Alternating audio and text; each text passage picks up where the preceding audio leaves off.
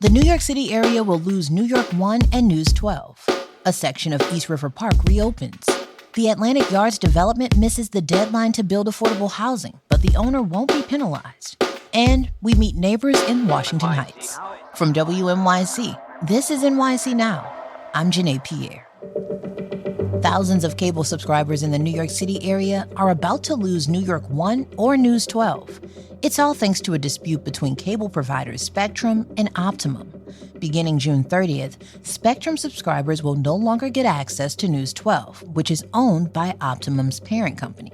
And Optimum subscribers won't be able to see NY1, which is owned by Spectrum's parent company. Spectrum says it broke off the deal because Optimum left some cable industry trade groups. Optimum says that's inaccurate and has been pressuring Spectrum to reverse course. It's been more than a decade since Hurricane Sandy flooded parts of the Lower East Side.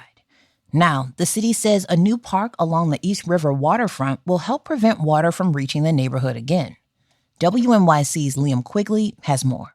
A section of the East River Park just south of the Williamsburg Bridge is reopening.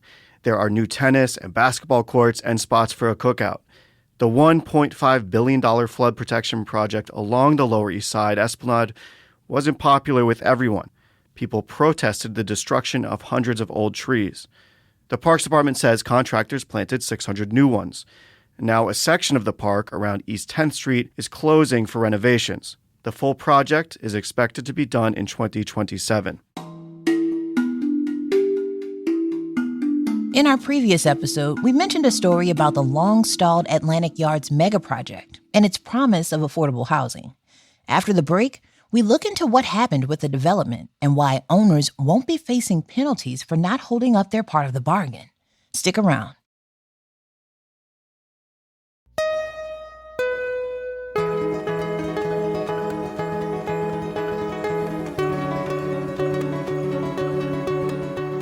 Years ago, before Brooklyn's Barclays Center became known for big concerts and events, it was the linchpin of a multifaceted project by a developer called Forest City Radnor. WNYC's David Brand steps back in time. The year was 2003. Michael Bloomberg was mayor. George Pataki was governor. And the Nets were still in the swamps of New Jersey. And perhaps most shocking of all, they were playing in the NBA Finals. David says that's also the year that the city, the state, and developer Bruce Radnor unveiled the Atlantic Yards project. It was a plan to build new gleaming neighborhoods around the centerpiece arena, the Barclays Center. It was all going to be led by celebrity architect Frank Gehry. Jay-Z was involved in celebrating the announcement. But getting to the point we are at now was not pretty, and it didn't work out quite the way they planned. There was a ton of community opposition and foreshadowing here, a lot of skepticism about the proposed affordable housing and other pledges. The state even circumvented the typical land use review process for approval, and they used eminent domain to seize property. And that's before the developer also ended up buying the last holdout resident for $3 million. Fast forward, folks in that community are still waiting for affordable housing. David says the project is supposed to be on Atlantic Avenue, east of where Barclays is, basically where Fort Greene and Prospect Heights meet. But instead of a building, there's just a giant hole in the ground. It's the rail yard. The plan was to deck over that yard and build 6 apartment buildings on top of it. In 2014, community groups in the state got the owner, at the time Bruce Radnor and his firm Forest City Radnor, to commit to a timeline for building 876 affordable apartments. The property has changed hands since then, but that commitment remained the same. You've got until May 31st, 2025 to build the affordable units or face monthly fines of $2,000 for every missing unit. And in total, that's $1.75 million. It's now the end of May, and it's obvious that the development won't be complete by that Saturday deadline. Plus, David says the Empire State Development has agreed to waive the fines. It cited a couple reasons. Well, this project has been doomed for a while. The owner, a Chinese real estate firm called Greenland Holdings, defaulted on its debt. The lender is foreclosing and has been trying to bring on a new developer to take over. Empire State Development says they submitted a new application that state officials are now reviewing. Empire State Development also says they just want to get something built, and millions of dollars in penalties would make that harder. The monthly fines were supposed to go to an affordable housing trust fund that could be tapped to fund affordable housing in other Brooklyn neighborhoods. David says community leaders are not only frustrated with the lack of progress at the site, some are even angrier about the fines being waived. I talked with Michelle De La Uz. She's head of the organization Fifth Avenue Committee, and she's a member of the coalition that helped secure that affordable housing deadline back in 2014. And she told me the state's decision was unacceptable and that they could use the penalties to help fund or finance the housing elsewhere. And she specifically mentioned the rezoning that the city council just approved for Atlantic Avenue, basically down the street from the Barclays Center, which is a plan to allow much more housing, including hundreds of thousands of affordable units along Atlantic Avenue. She said they could have used the money to make that easier and get it done faster. As far as the Atlantic Yards project, Empire State Development officials say there's a new project timeline. The owners have until August to transfer the development rights over to a new company, and they have brought on another real estate firm that's involved in that process, and the state says it's reviewing the application for a new developer. Then under this new timeline, they have until August to get that done, to transfer the development rights, and then they have until December to kick off a new community planning process. It'll be the latest chapter in this decades-long saga over at Atlantic Yards. That's WNYC's David Brand.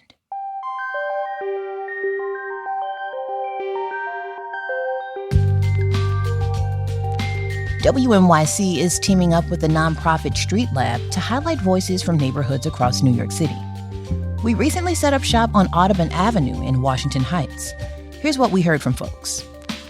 My name is Carla Escovel. I'm 34 years old, and I'm a nurse working in Washington Heights. And I was born and raised in Passaic County, New Jersey.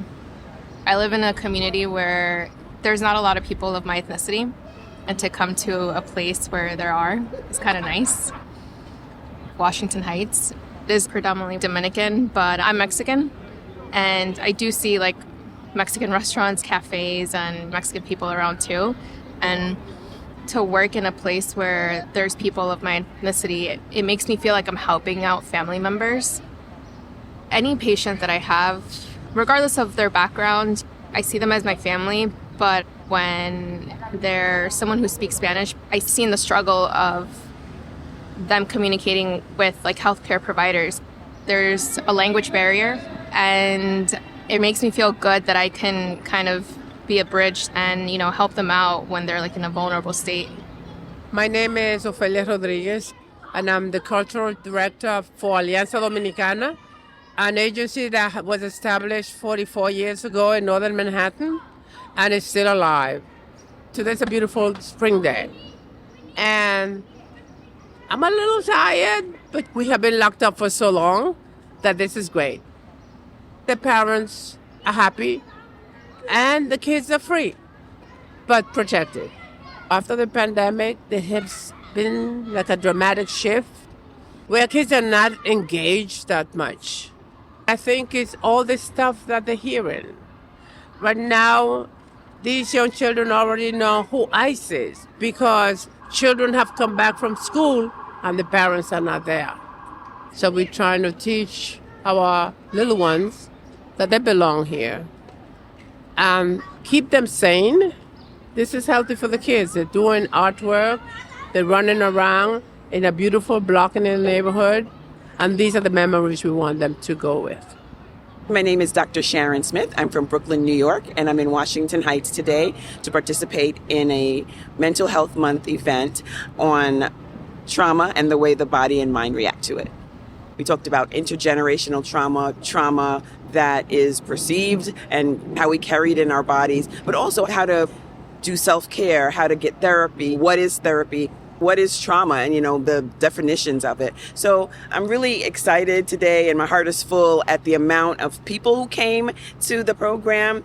It's important for us to do this especially now. And it's important to me personally because I know the effects of trauma, intergenerational trauma, and I think that there aren't enough spaces for us as people of color to experience this and hear from people who look like us and sound like us. So this was a labor of love and something that's really important for our community. Those are voices from Washington Heights as part of our collaboration with Street Lab. Thanks for listening to NYC Now from WNYC. I'm Janae Pierre. We'll be back tomorrow.